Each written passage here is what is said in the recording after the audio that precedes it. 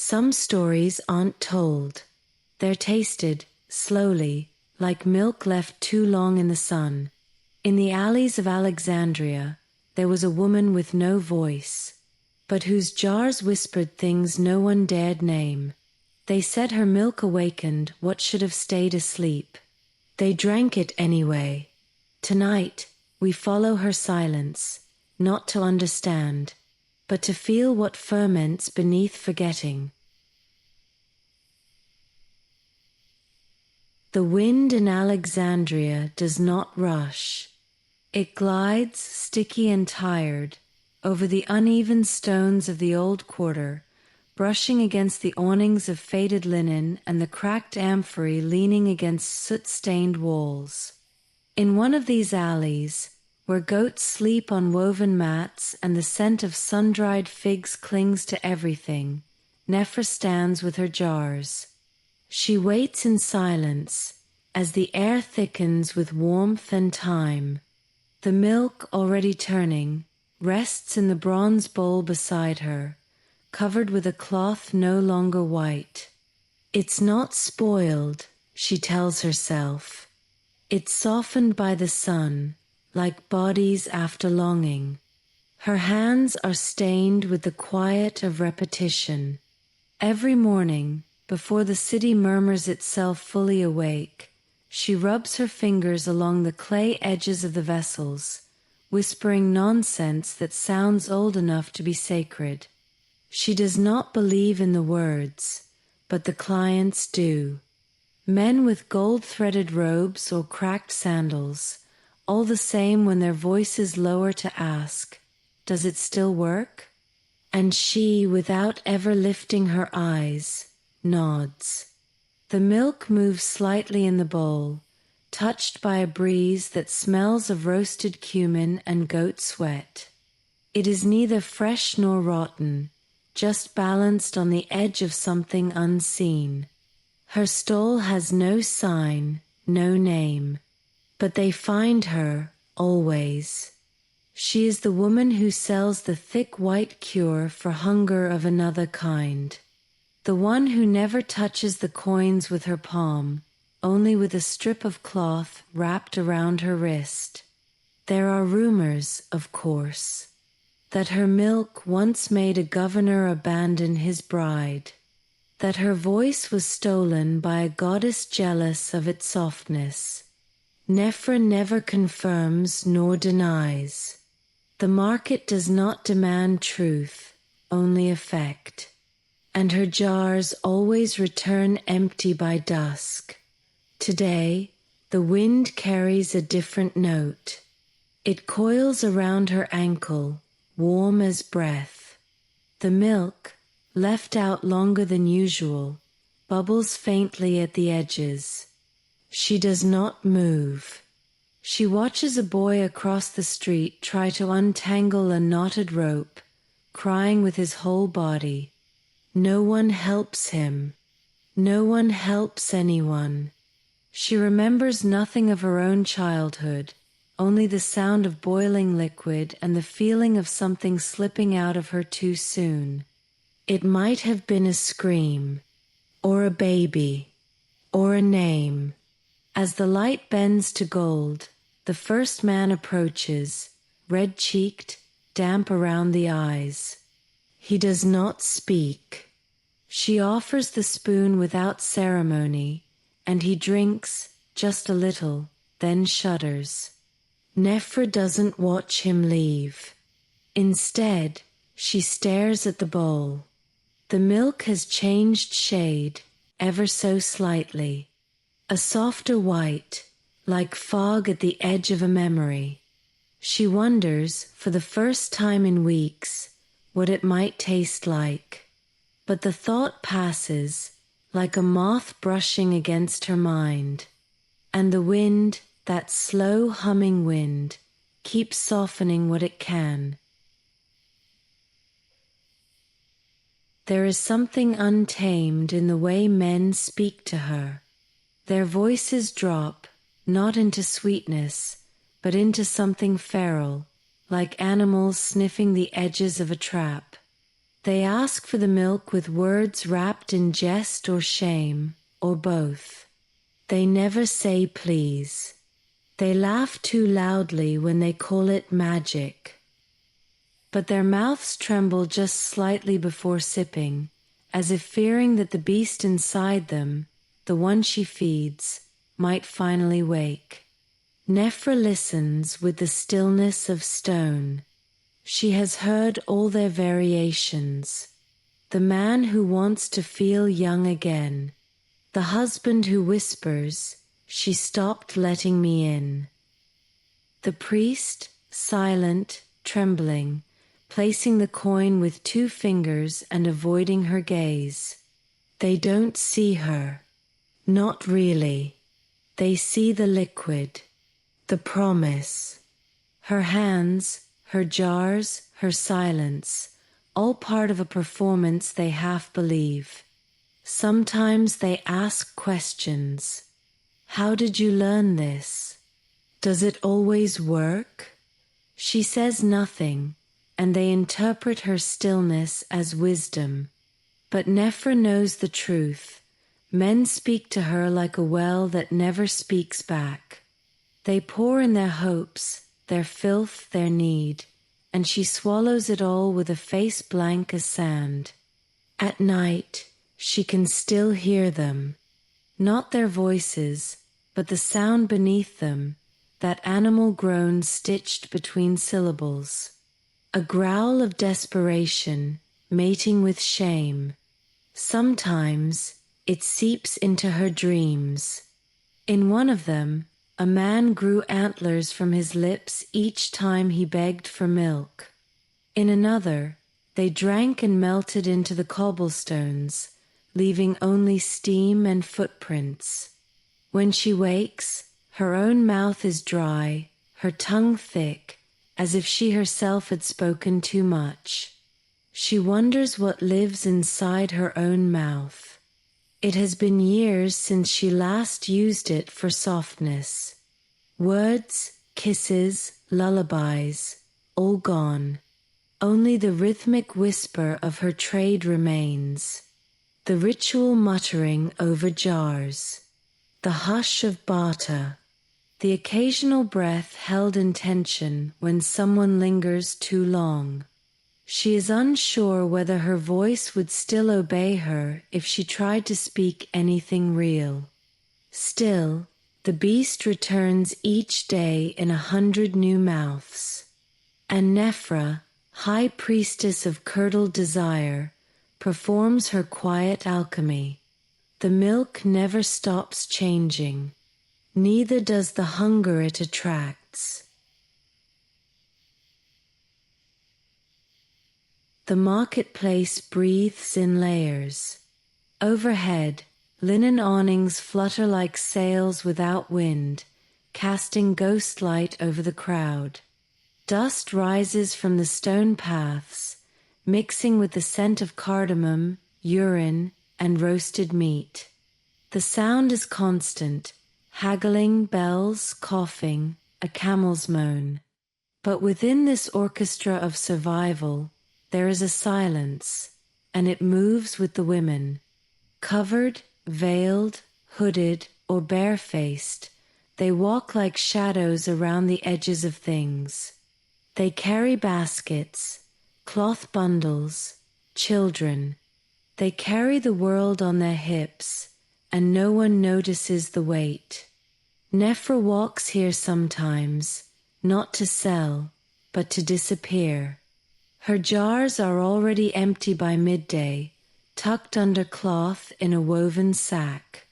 She drifts past fig sellers and scribes, past the booth that sells herbs shaped like tiny skulls.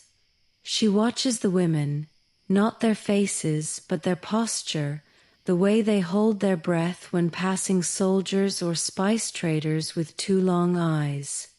It is a choreography of caution, a dance where the steps are not taught but inherited. One tent, larger than the others, has linen so white it seems holy. Inside, Men lie back on cushions while a boy pours wine into their open mouths. Nephra passes it without slowing. She once stood there, just outside the curtain, before her belly had ever known what it meant to swell and empty. That curtain has never moved for her. She remembers the coldness of that realization, not shame, not pain, just the clarity of a door that would never open. She stops near the stall of a woman who sells oils in tiny glass bottles. The woman does not smile, but she meets Nephra's gaze. For a moment, something flickers, recognition, maybe, or just mutual exhaustion. The woman offers a sample of myrrh. Nephra takes it without touching. The scent is sharp, familiar, something her mother once used to cover the smell of death in a neighbor's home. It clings to her fingers long after she leaves. Later, back at her alley, she holds that scent beneath her nose and breathes. There is no one left in the street. Just the shadows of the linen tents, stretching like ghosts toward her stall. She closes her eyes and tries to remember her mother's voice. But the only sound is the wind tugging gently at the cloth covering her last jar, as if asking permission to see what's inside. There's a moment before each sale when the jar becomes sacred. It's brief, unseen, and not even Nephra herself knows what shifts. The client stands waiting. The coin is offered, sometimes held out with the trembling solemnity of a confession, sometimes tossed carelessly like feed to a beast. And then her hand moves. Not to pour, not yet, but to press a single finger gently into the milky surface, testing its resistance, its warmth. It's not a ritual, not truly, but it has become one, shaped by habit and the hushed expectation of those who watch her like acolytes.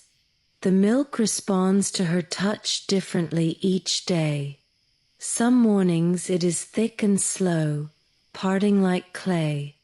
Other times, it shivers beneath her skin, as if holding back a secret. Today, it is tepid and yielding, the texture of breath on a fevered neck. She pulls her finger back and licks it absent-mindedly, not for taste, but to erase the gesture. The client flinches slightly, though he tries to hide it. They always do. That lick unsettles them more than the milk itself. Perhaps because it is the only moment when Nephra consumes what they came to claim. What they don't know is that the milk is just milk. No crushed roots, no ash of sacred herbs, no blood, no seed. Nothing but the sun and time and the sour whisper of neglect. It curdles on its own, thickens with heat, sings its quiet transformation without her aid. The only magic she performs is silence. And the silence, she has come to believe, is enough. The men need to believe, and belief, like hunger, ferments in darkness. Still, sometimes she plays. A twist of the jar before pouring. A word in a dead dialect. A smear of something, chalk maybe or flour, beneath her eye. Small touches that suggest a lineage of forbidden knowledge. No one ever asks questions. They want to believe she carries danger inside her. That touching her jars is brushing against the edge of a curse or a cure. Nephra smiles inwardly at that thought. If she is a witch, she's the quietest one, her only spell the ability to remain unnoticed until it matters. Today, she forgets herself for a second. Her finger lingers too long in the jar. The milk swirls around her knuckle, warmer than it should be. A fly lands on her wrist. She doesn't brush it away. The client is watching, confused. Nephra looks up slowly, and for the first time in days, meets a pair of eyes. They're not full of lust or hunger, just waiting. The jar feels heavy in her hands now, as if holding more than milk. Something stirs inside her, or inside it. It is the silence of the goats that alerts her first. Normally, they bleat and shuffle, arguing over shade and crumbs, their horns clinking like dull bells. They are background noise, living punctuation. But today, just after midday, they fall still. Nephra notices it without turning. Her spine stiffens. The sun is high, pressing down like a judgment. The city hums on unaware, but here in her little shadowed corridor, something has paused. She rises from her stool and steps into the dust, eyes narrowing. The goats stare at nothing, ears tilted, breath shallow. One kicks at the earth once, then stills again. Nephra looks toward the alley mouth, but sees no danger. Still, the silence remains. She holds her breath, listening. A bird overhead screams and is gone. The heat presses in tighter. The milk in her jar shifts without touch, a ripple soft and deliberate, as if something underneath had exhaled. Her heart begins to thrum, not from fear exactly, but from the sense that something old is passing through. A memory, maybe. A spirit. The way her mother once described dreams that felt too wide to belong to one person. Nephra bends and touches the stone, hot, dry, solid. Nothing there. But the goats refuse to move. She crouches near one, places her hand gently on its flank. Its eyes meet hers, wide, almost human. She rises, returns to her place, and sits. The bowl of milk waits, still swirling faintly. She whispers something, not a spell, just a sound. The goats begin to stir again, one by one, slowly. But the moment lingers like the last breath of incense in a closed room. Something passed through. She does not know what. Later, when the day cools, she wonders if it was an omen. The stillness before a change. A silence that asked a question, but offered no words. She watches the sun slip between rooftops, and in her jar, the milk settles. No longer moving. No longer warm. Just waiting. She remembers the blade before she remembers the blood. It was small, curved, and dulled at the edge, not enough to cut quick, just enough to open slowly. Her mother had kept it in a pouch that smelled of oil and mint, wrapped in linen that once lined a crib. Nephra had held it once, in secret, feeling its weight, not heavy but certain. She did not know its use then, only that it was meant to change things, birth, pain, endings, beginnings. Her mother had called it the divider. The memory surfaces not from longing, but from scent. That afternoon, as she stirs the milk in her smallest jar, something sharp touches her nose, iron, old and bitter. It clings to her tongue, though there's no blood nearby. The goats are quiet. The street is half empty, yet the air feels sliced, as if memory itself had reopened a wound. She closes her eyes and the past rushes in, not as a scene but as texture, sweat-soaked sheets, the cry of a woman too late to scream, the hush of breath held between pushes. Her mother's hands had moved with certainty. Nephra remembers them more than her face. Brown, strong, with lines like riverbeds. They had caught many things. Babies, yes, but also dying breath, gossip, grief. Once her mother had turned to her and said, "Don't ever forget, blood and milk come from the same ache." At the time, Nephra hadn't understood. Now, sitting in the fading heat, she feels the words settle deep, like something fermenting inside her. The blade itself is gone. Lost when the soldiers came, or when the house burned, or perhaps buried with someone who no longer needed to divide anything. But Nephra still feels it sometimes, not in her hands, but in her gaze. Sharp, soft, dangerous. She knows what her jars do. Not miracles, not love, but something close to both. They open people, slice through silence, make them confess things with their bodies they would never admit aloud. Today, she pours the milk slowly, deliberately, as if slicing with the air. The man watches her fingers. When he leaves, she doesn't look up.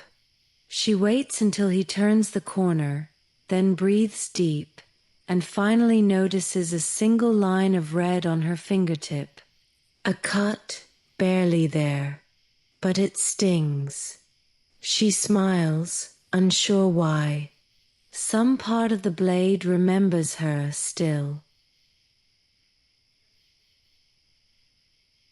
He appears at dusk, when the sun loses its shape and shadows turn longer than bodies. Nephra is gathering her jars, cloths folded with precision, her movements slow. She feels him before she sees him, not through sound, but through absence. He makes no noise, yet the space around him seems newly emptied, as if the world had held its breath. She looks up. He stands just at the edge of the alley, robes dusty, face unreadable. Not handsome, not threatening, just still. He doesn't speak at first, just watches her. She doesn't offer the usual glance or nod. Something in his stance unsettles the rhythm of her closing ritual. Finally, he steps closer. His voice, when it comes, is soft and unhurried, like someone reciting a dream. "Do you believe in what you sell?"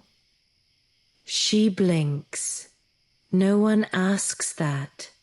Not out loud. She does not answer. "Do you drink it yourself?" Still, she says nothing. The jar in her hand feels suddenly heavy, unbalanced. He tilts his head, not smiling. "Do you remember your first customer?" Nephra does not flinch, but inside, something pulls tight, like thread about to snap. The questions hang in the air like incense smoke, visible but shapeless. She wonders what he wants. Most men come with hunger in their hands. This one brings memory. That is more dangerous. Her eyes drift to the jar, the last of the day. The milk is nearly translucent now, the color of a dying cloud. She places it gently back on the table and turns away. When she looks back, he is gone. Not in the way of a man who walks off, but in the way of something that ceases to be perceived. The alley feels colder. The wind has changed direction. The goats are still restless, bleating low in their throats. Nephra sits down slowly. Her pulse is steady, but her breath comes short. She presses a hand to her chest and feels, not fear exactly, but recognition, as if the questions were not for her alone. She whispers his third question to herself, "Do you remember your first customer?" And somewhere deep in her, a door she thought sealed begins to creak open. The woman came with no guide, no cane, no hesitation. Her steps were sure, her feet wrapped in strips of cloth that barely touched the ground.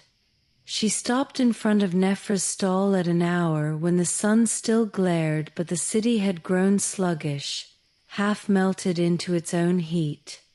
Her eyes were milk pale, the color of the sky before a sandstorm. And yet, she looked directly at Nephra. No man had ever looked at her that way, not with vision, but with understanding. "I need something for the heat inside," the woman said. Her voice was cracked, but not weak. "It won't leave me." Nephra stared, uncertain. This woman was not like the others. Not begging, not whispering, not pretending it was for someone else. She spoke her fever aloud, wore it like jewelry. Nephra nodded and reached for the smallest jar, the one with the sour edge and faint sweetness. As she poured, the blind woman spoke again. "Do they ever come back to thank you?" Nephra didn't answer. She didn't know the answer. The woman drank without ceremony. Her lips didn't tremble. She wiped her mouth with the back of her hand and stood still, as if listening to the milk inside her. Then she laughed, low and rasping but true. "It tastes like a lie I once told," she said, then walked away, vanishing between two curtains that fluttered too violently for the wind. Nephra stood there, jar in hand, rooted like a statue. That night, she dreamed of a body covered in silk, burning from within. In the dream, the silk didn't catch fire. It absorbed it, glowing faintly with orange veins. The face beneath was hers, and not hers. She woke with sweat clinging to her skin like a warning. Outside, the goats were restless. Something about that woman had disturbed the rhythm of things. Nephra did not expect her to return, but she did. 3 nights later, fever still burning, eyes still blind. This time, she did not ask for anything. She simply sat on the stone beside the stall and began to hum. A song without words. A melody that curved like a snake around Nephra's spine. And for a moment, Nephra wondered if she was the client now, and the woman, the one who fed something ancient into her soul. It wasn't her egg. That much she was sure of. She had not bought it, stolen it, or accepted it in trade. But there it was, nestled among the folds of her cloth pouch, whole, pale, trembling with potential. Nephra found it just before dawn, as the sky turned from purple to dust. She held it up to the faint light. It was warm, impossibly so, like it had just been laid. And in its shell, she saw a hairline fracture, the kind that threatens, but never opens. She thought about discarding it. leaving it at the feet of a goat or slipping it into someone else's stall. But the egg lingered in her palm with a weight that refused indifference. So she brought it with her to the alley, placing it beside the jar like an offering. People noticed. A few men paused, stared. One asked if it was part of the potion. She didn't answer. The egg remained silent, whole, until it didn't. It happened in the late afternoon, when the light turned metallic and the shadows grew teeth. A gust of hot wind, sharper than usual, swept through the alley, and with it a sound, not a crack, not a shatter, but a sigh. The egg split neatly, right down the center, and emptied itself onto the stone. No chick, no yolk, only a thin, opalescent fluid that spread in a slow, perfect circle. The milk in the jar shuddered in response. Nephra did not move. People walked past, stepping around the glistening stain without remark, as if it weren't there, as if only she could see it. She watched the liquid dry into a ghost of itself, leaving a mark like a pale eye staring upward. It did not fade. Even the next day, after a night of wind and dust, the circle remained. Something had been released, or warned. She didn't know which. But from that moment on, the milk no longer felt neutral. It pulsed faintly in the jar, as though breathing, waiting. And Nephra, who had spent her life selling what she didn't believe, found herself whispering blessings over each ladleful, not for the men, but for herself. There's a statue near the harbor, half swallowed by vines and seawater, that no one prays to anymore. She's missing her eyes, worn smooth by time and wind, and one of her breasts has been chiseled away. But the teeth remain. Sharp, orderly, too many for a human mouth. The legend says she once devoured lies. Now she devours memory. Children throw pebbles at her feet. Fishermen piss on her pedestal before setting sail. But Nephra passes in silence, never looking directly at her. Not out of fear, out of recognition. One morning, a coin arrives at her stall that isn't a coin. It's round metal, heavy, but marked with a single symbol, a mouth full of teeth. No face, no date, no emperor's decree. Just that grim grin pressed into copper. The man who left it had already gone. Nephra holds it in her palm and feels something like heat, but deeper. Not warmth, hunger. She slips it into her pouch without thought, but it tugs at her with each step she takes, like a string hooked into her gut. That night, she dreams of the statue. Not crumbling, not blind. Alive. It stands at the end of her alley, its eyes glowing with blue fire, its teeth moving slowly like a mouth chewing something tough. Nephra cannot run. She cannot speak. She kneels. The statue does not punish her. It leans forward and whispers something in a tongue older than salt. When she wakes, her own teeth ache. One of them is loose. She does not seek help. She lets it wobble, lets the pain settle deep. Something inside her has shifted. The milk spoils faster now, thickening before midday. Some men say it tastes stronger. Others say it makes them sleep with vivid dreams of drowning. Nephra doesn't answer their questions. She starts bringing herbs to the stall. Bones.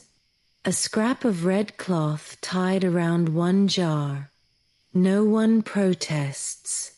They accept the transformation the way a city accepts a new tax, with muttering, but obedience.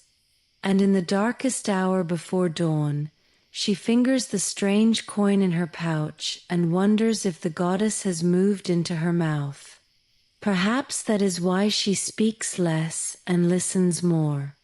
Perhaps the teeth of the divine are growing behind her silence. He preaches just beyond the market square, on the steps of a church rebuilt too many times. His robes are too clean for the city's filth, his hands always lifted, as if touching something no one else can see. Nephra has never spoken to him, but she hears him. Everyone does.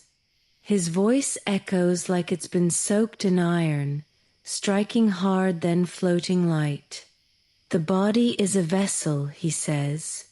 Desire is its crack. Some nod. Some spit. Nephra listens without expression.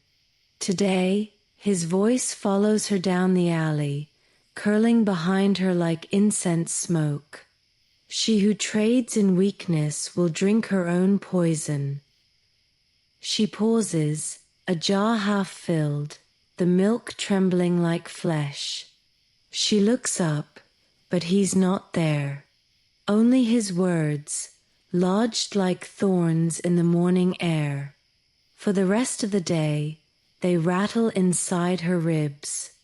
Poison, vessel, crack. That night, her milk sours before sunset. The goats bleat without pause. A child vomits near her stall. Men avoid her eyes.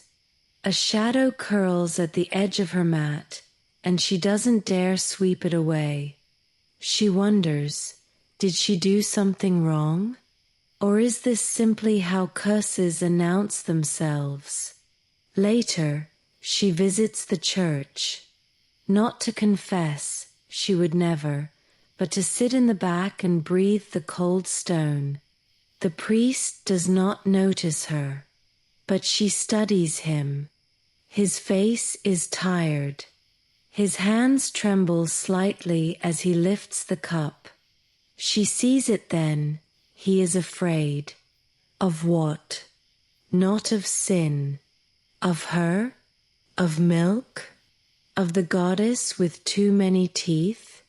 When she leaves, she drops one of her smallest jars near the altar, not on it, but close. A gift. Or a dare. She doesn't wait to see what they do with it. Back in her alley, she finds her largest jar still full. The milk is glowing faintly in the dark, not gold, not silver, but something in between. She sits beside it and hums a song she doesn't remember learning. Above her, the sky is empty of stars. She was small when it happened, too young to name it, but not too young to feel it. The memory does not come as a scene, but as a sensation, her throat burning, her belly stretching tight, her skin tingling with something bigger than hunger. It had been 3 days since she'd eaten. Her mother was gone, or asleep, or somewhere too far to reach. In the courtyard, the sun had spilled like molten honey across the cracked tiles. Nephra had stared at it too long, and then quietly opened her mouth and swallowed. Not the sun itself, of course, but a piece of it, a breath, a sliver of fire too thin to see. She remembers the warmth sliding down, not painful, but not kind either. It settled behind her ribs and pulsed. After that, She was never quite cold again.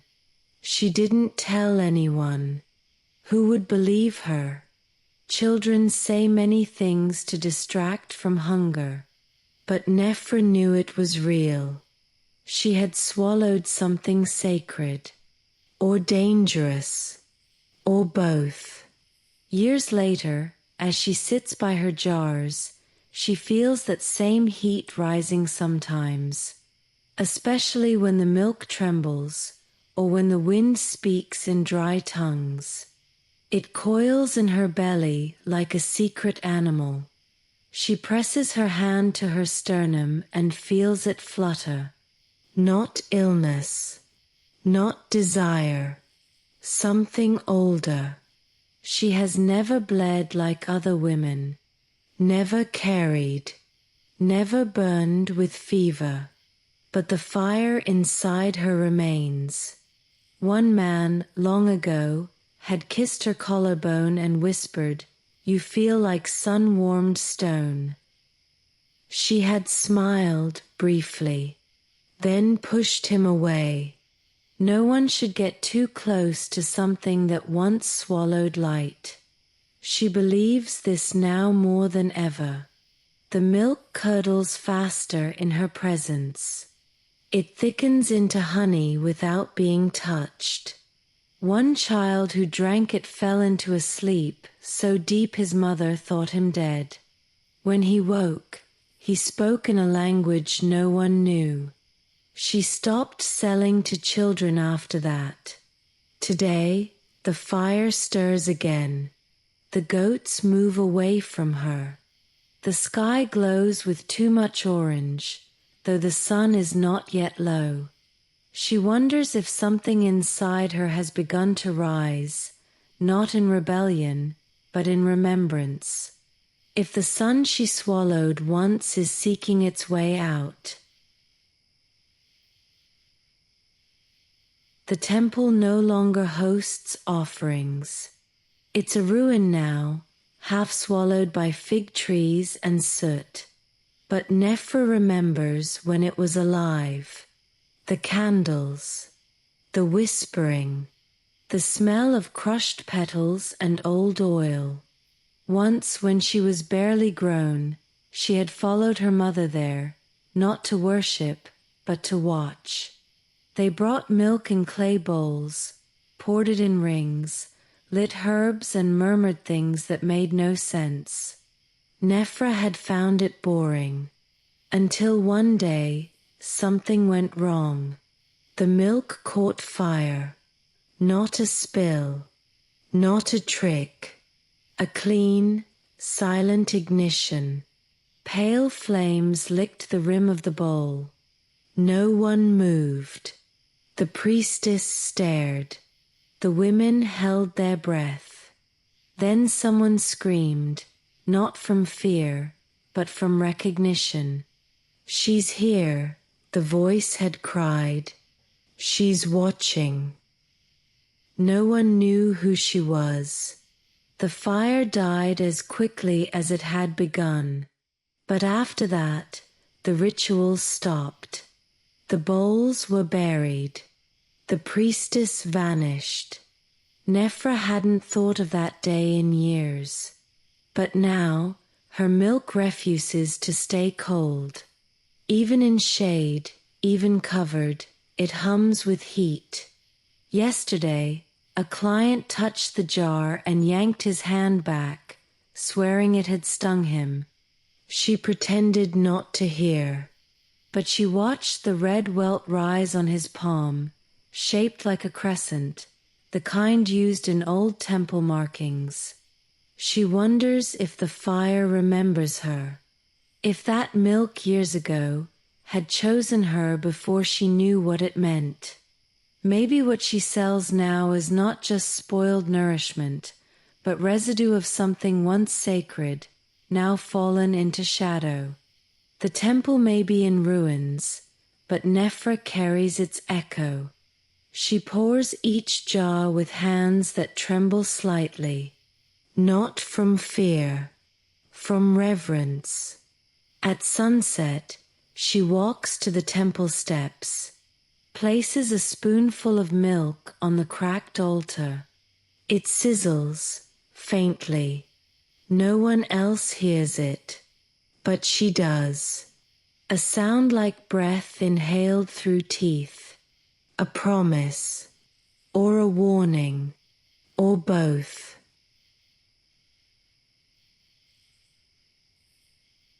She arrived like mist at sunrise, barefoot, unspeaking, moving with the eerie grace of someone who had forgotten weight. The first time Nephra noticed her, the girl was crouching near the goats, feeding them something from her palms. The animals, usually stubborn and foul-tempered, nuzzled her fingers without sound. The girl didn't smile. She looked at Nephra only once, and it was not a look of greeting. It was the look of someone who recognizes you before you recognize yourself. She wore no color. Her tunic was the pale of bone left too long in sun, frayed at the hem but strangely clean. Her hair was braided in loops that suggested no region, not Greek, not Egyptian, not Roman. Her age was impossible to guess. Small, yes, but not childlike. Her eyes were too steady. Her silence, too deliberate. Nephra watched her for several minutes before realizing something uncanny. The girl's feet never quite pressed into the dust. Her soles hovered, just barely, the way a cloth hovers in still air before settling. As if the earth didn't dare claim her. The girl came each day after that. Never at the same hour. Never with noise. She would sit cross-legged beside Nephra's jars, not speaking, not touching, simply present. The men didn't notice her, or pretended not to. Their eyes slid past her like smoke. But Nephra felt her. The air shifted around her. The milk responded. Some days, it thickened to the texture of honey. Other days, it refused to settle, bubbling softly like a pot over low flame. Nephra began keeping one jar aside each morning in silence, just in case the girl decided to taste it. On the 5th day, she did. Without asking, the girl reached out, dipped her smallest finger into the rim of the clay bowl, and touched it to her tongue. Her expression didn't change, but her eyes widened, just slightly, as if tasting something she'd always known, but forgotten. Then, for the first time, she spoke. "It remembers," she said. Just that. No context. No further explanation. Her voice was soft, but with an accent unlike any Nephra had heard, a smooth lilt, as if she were humming through her vowels. Then she stood, turned, and walked away, never looking back, her feet leaving no mark. That night, Nephra couldn't sleep. She stared at her own soles, hard and cracked, smeared with dust and city grime. She remembered how her own mother had once scrubbed them with herbs, whispering prayers meant to keep demons from entering through the skin. She wondered now if perhaps this girl had no entry point, if she was closed to possession, or already filled with something divine, or something lost. And as sleep finally took her, Nephra dreamed of hovering, of dust parting without resistance, of being carried, not by air, but by memory. It began as a sound without form, not a scream, not a cry, but something guttural and ancient, tearing its way through the last hour before light. Nephra was awake when it came, sitting near her stall, stirring the milk with a worn stick, not because it needed stirring, but because her hands could not bear stillness. The sound burst forth from a nearby courtyard, loud, wet, and raw.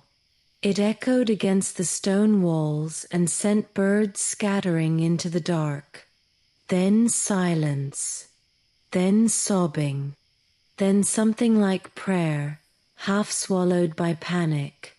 She rose without thought, followed the sound like one follows smoke in a house, instinctively, fearfully, drawn by some belief that you must witness the flame to survive it.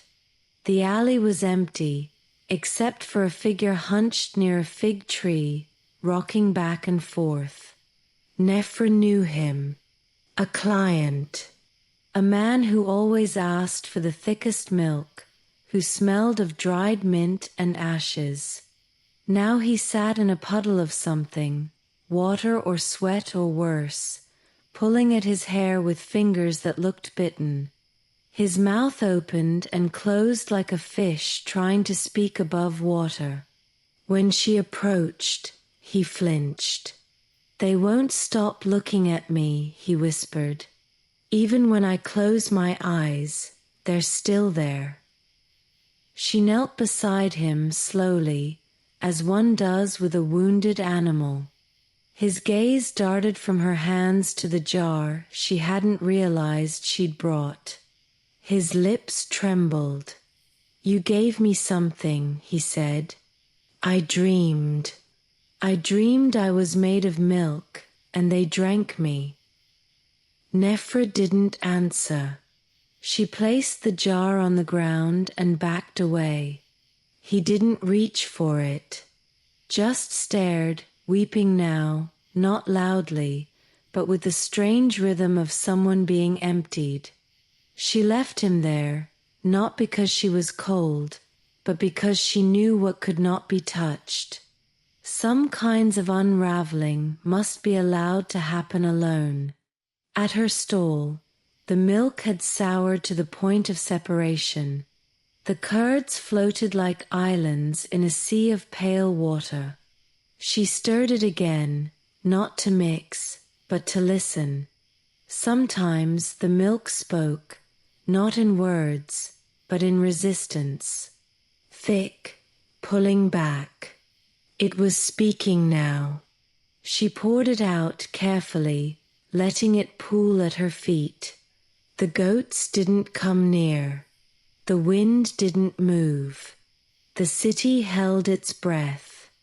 And somewhere beyond walls and alleys, the man's roar echoed again, quieter now. Not rage, not fear, just grief, waking up. The storm didn't arrive with thunder. It didn't roar, didn't scream, didn't come with the wild tantrum of rain.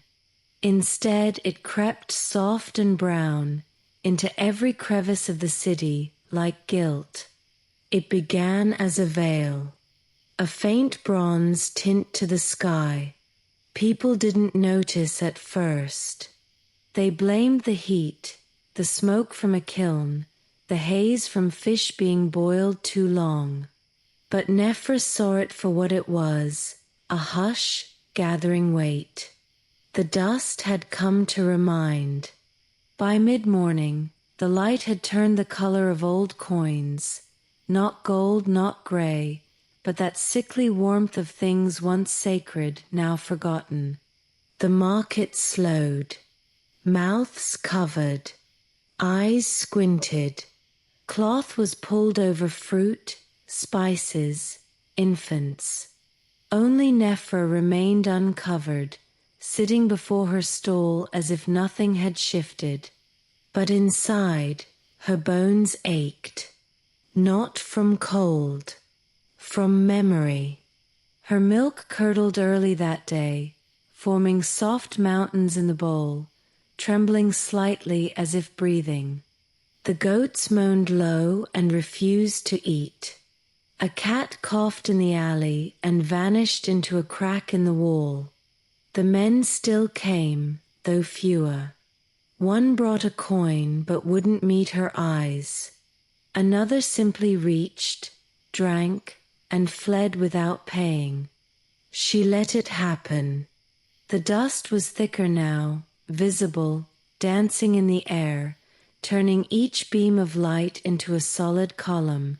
Everything seemed slow, smudged, like the city itself was melting inward.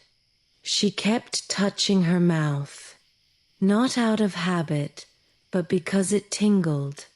A dryness blooming from the inside, as though something had been rubbed raw behind her tongue. She drank water, bit her lip. Nothing helped. Her voice, not that she used it often, felt distant.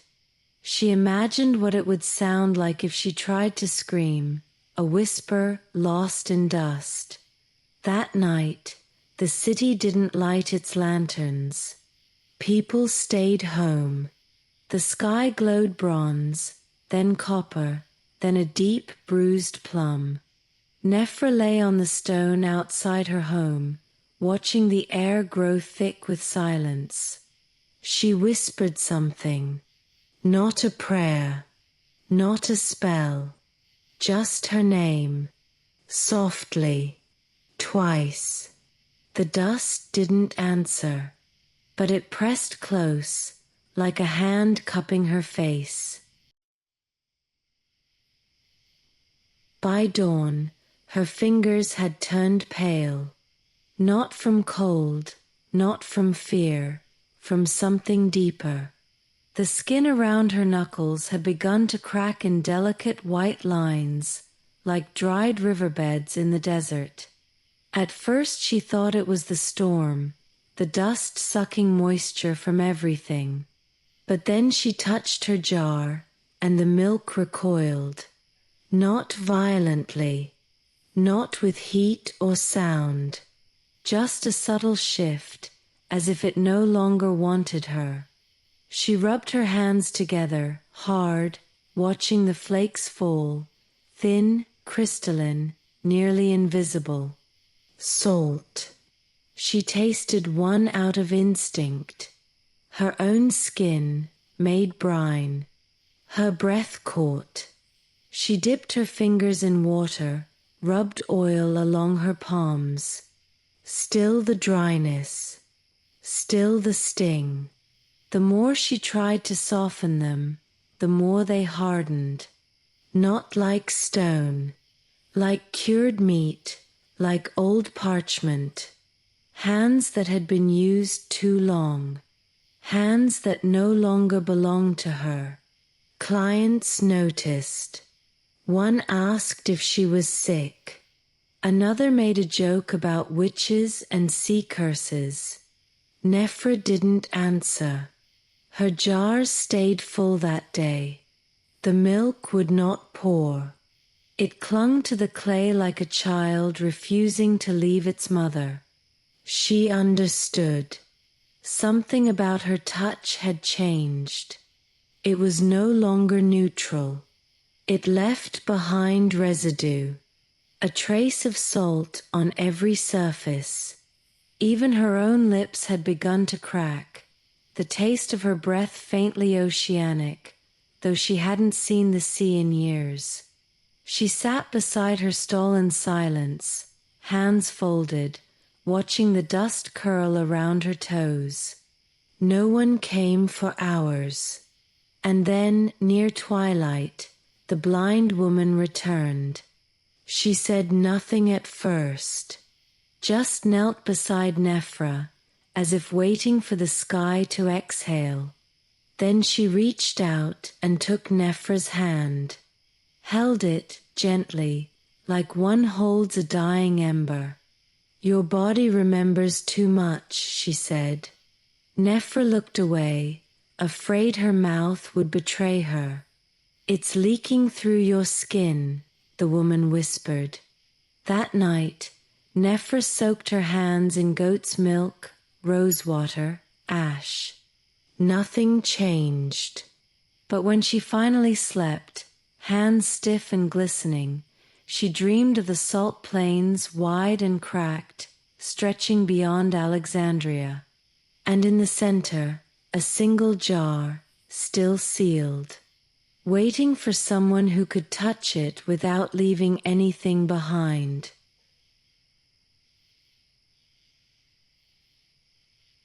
There had always been one jar she didn't touch, not because she feared it, but because she respected it the way one respects a wound that has long since scarred, but still stings when remembered. It sat at the far edge of her home, behind a curtain stiff with time, atop a small wooden altar carved from a door she had once locked and never reopened. The jar was unlike the others. Not clay, not bronze. It was golden, not polished, not ornamental, but heavy with that matte, ancient glow of things meant to endure. Nephra didn't know who gave it to her, or if it had always been there. The memory of its arrival was soft around the edges, like dreams remembered just enough to hurt. Some days she thought it came from her mother, wrapped in linen, hidden beneath the floorboards. Other days, she believed she'd found it buried beneath the temple ruins, cradled in the arms of a statue that had no eyes. Most days, she simply accepted it, a truth too deep for questions. The jar had no lid, only a seal wax, marked with a spiral. Spiral like a fingerprint. Spiral like the inside of a shell held to the ear of memory. She had touched it only once long ago, before she began selling. Her fingers had burned, not with fire, but with knowing. A searing insight she couldn't translate, only endure. Since then, she had let it be. Let it sit. Let it wait. But today, her salted hands ached differently. Not with pain, but with longing. A hunger that pulsed beneath her fingernails. Something inside her wanted to know what had waited so long to be remembered. She lit a small flame beside the jar, not to see, but to signal. The room filled with the scent of dried rose and dust. The curtain moved, though there was no wind. Her breath shortened. Her bones vibrated with something low and vast. She reached out, not to open, but to listen, placed her palm flat against the gold. A single word bloomed behind her eyes, return.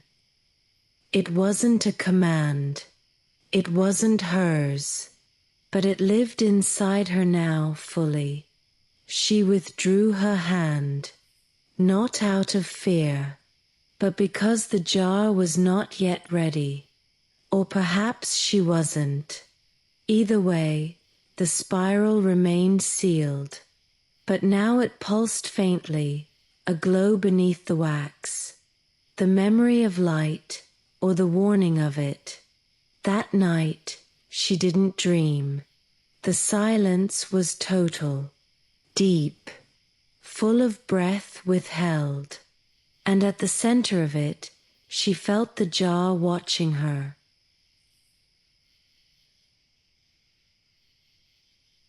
The desert speaks with warmth, not words. It exhales gently over hours until everything once sharp becomes soft, blurred, golden. Alexandria, though kissed by sea, is never safe from that breath. It arrives when least expected, not in storms, but in hushes, not in terror, but in surrender. Today, it comes to Nephra like a long-forgotten lullaby hummed through stone. The storm has passed. The dust has settled. But the air is thick with memory. She steps barefoot into the street. Her hands, still dry and burning, dangle at her sides like old tools. Her breath is shallow, but not anxious. The sun hangs low, swollen, forgiving. There is something in her gait today, slower than usual, less guarded. Her jars remain at the stall, untouched.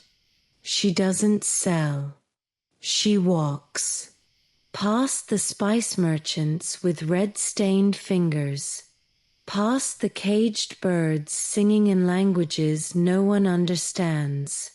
Past the woman who reads bones in a bowl, mouthing names of people no longer living. The desert has entered her blood. She feels it, not like heat, but like ancestry, the weight of those who bled into soil and became dust that coats the future. She stops near the edge of the city, where children play with broken wheels and the sky opens wider than the mind can hold. There she stands still, facing the sun.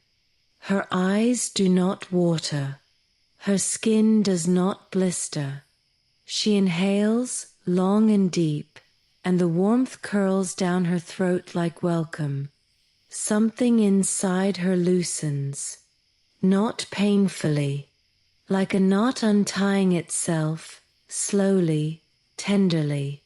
She touches her belly, a place long abandoned, feels nothing, and then everything. Heat, sorrow, echo. Not pregnancy, not grief. Something older, something nameless. As if the land itself had entered her and was now trying to remember its shape. She kneels in the dust, places her forehead to the earth, not in prayer, but in recognition. The soil is hot, yes, but not cruel. It pulses gently beneath her skin, a rhythm too ancient to imitate. And in that stillness, she understands, the desert does not forgive. It does not punish. It receives. All things, all women, all jars that never opened, all salt turned back to soil. She remains there until the sun slips behind the last dome of the city. When she rises, her legs are covered in dust. Her mouth tastes of wind. Her hands no longer sting. There are words that melt when spoken, soft as butter left in sun. They pass through the mouth with ease, leaving only traces, perfume, suggestion, the faint warmth of having been allowed. But there are other words, denser, bone-like, that refuse to dissolve. Words with edges, words that cut. Nephra has not spoken such words in years. But today, one wakes inside her like a shard. She finds herself at the edge of her stall, mouth half open, a sound caught behind her teeth. She doesn't know how it got there. It is not a client's name. It is not a blessing. It is not a memory. It is not hers, and yet it lives inside her like it always has. She tries to say it aloud, gently, shaping her lips to coax it free. But it resists. It clings to the muscle beneath her tongue. Bitter, heavy, salty, ancient. She chews it slowly, like something spoiled. Her jaw aches. Her throat tightens. Still, she swallows. The word slides down, dragging its silence behind it. It settles low in her chest, beneath the cage of ribs, in that pocket where breath goes to hide when grief is near. The sensation is unbearable and intimate, like a child pressing against the womb from within. She presses a hand to her sternum. No pain, only pressure, only presence.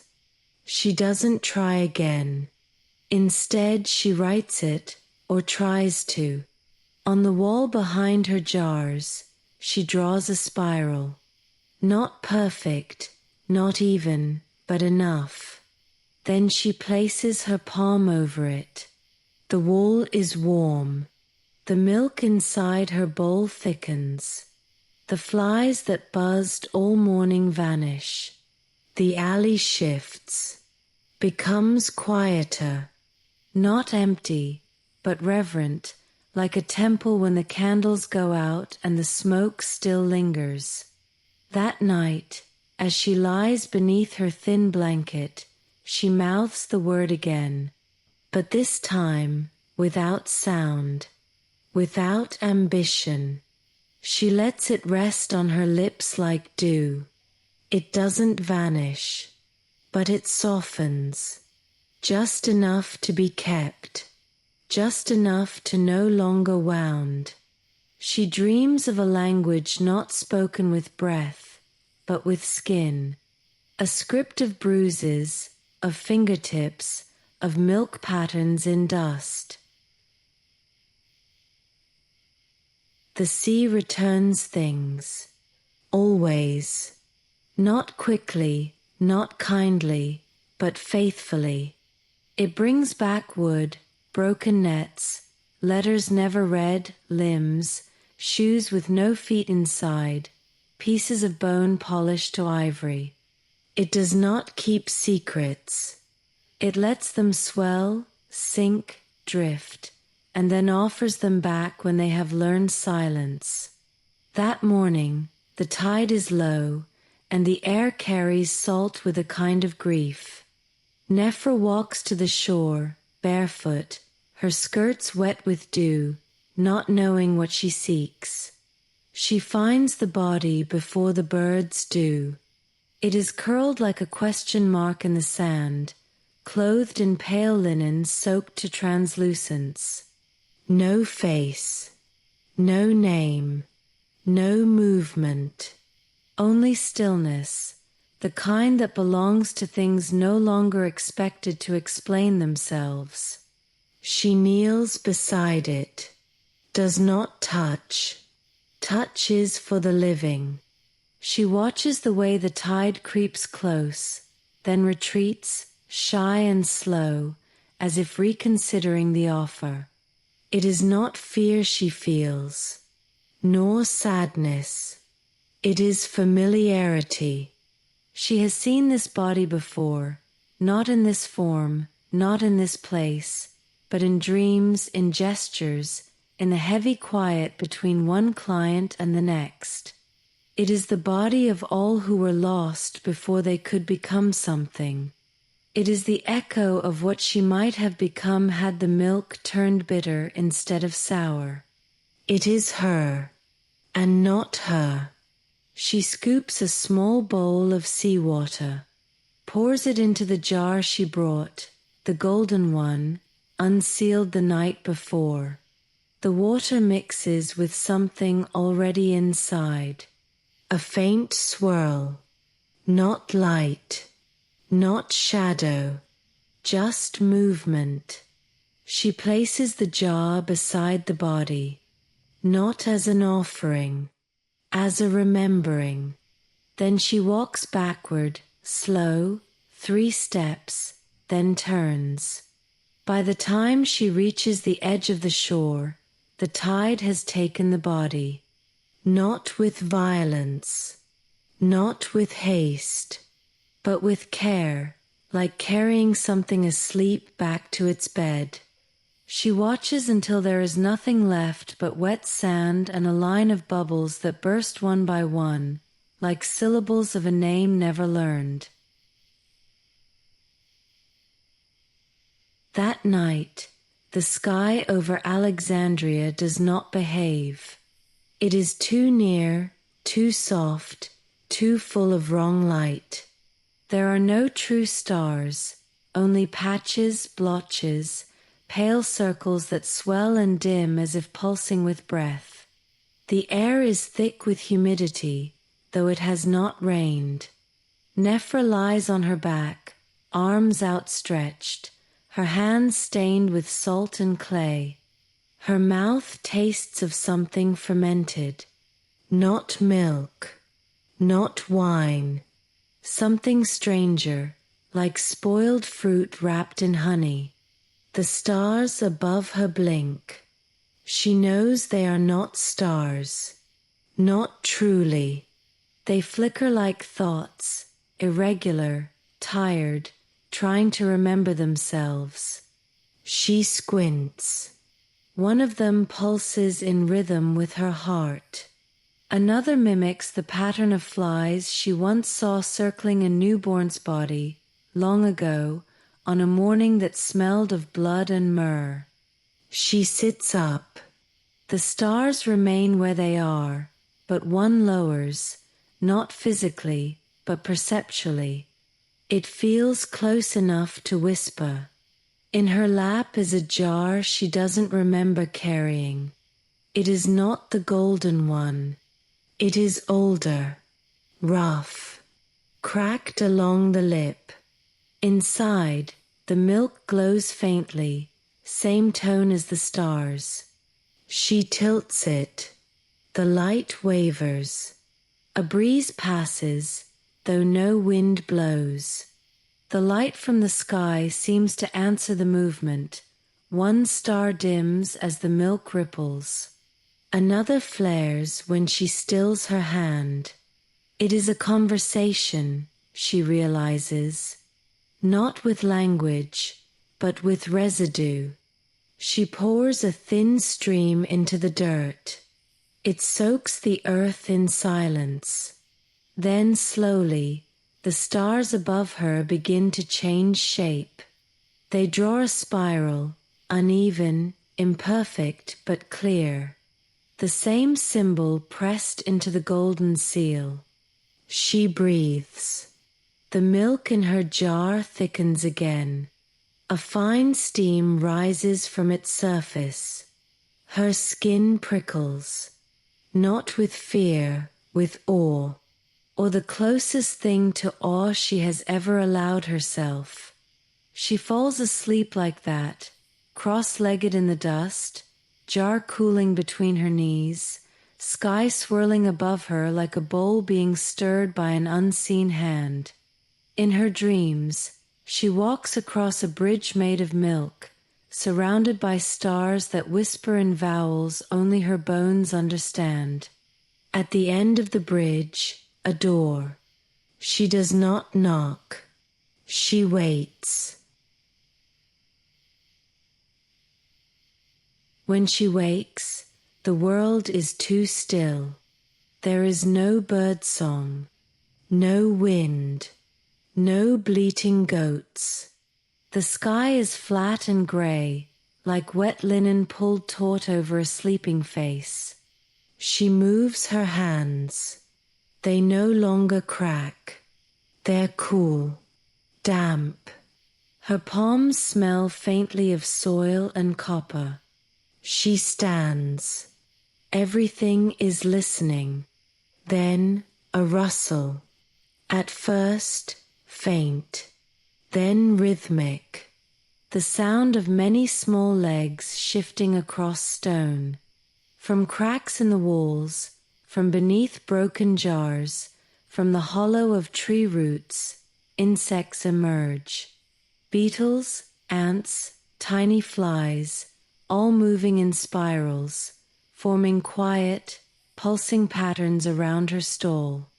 They do not touch her. They circle. They pause. They listen. Nephra opens her mouth. No word comes, but her throat hums. A low vibration, barely there, but present. The insects still. Then move again, now in synchronicity. Their rhythm matches her breath. She hums again, softer this time, not intentionally, but because the hum wants to be there. It's not hers. She's only carrying it. And the insects know. They form a ring around the largest jar. The golden one, now fully unsealed, its contents pale and thick, glowing softly in the morning light. One ant climbs its side, then another, then a swarm, but they do not feast. They do not drink. They simply rest, still, facing inward, as if worshipping or waiting. A child watches from afar, mouth open. She turns and flees. Nephra remains.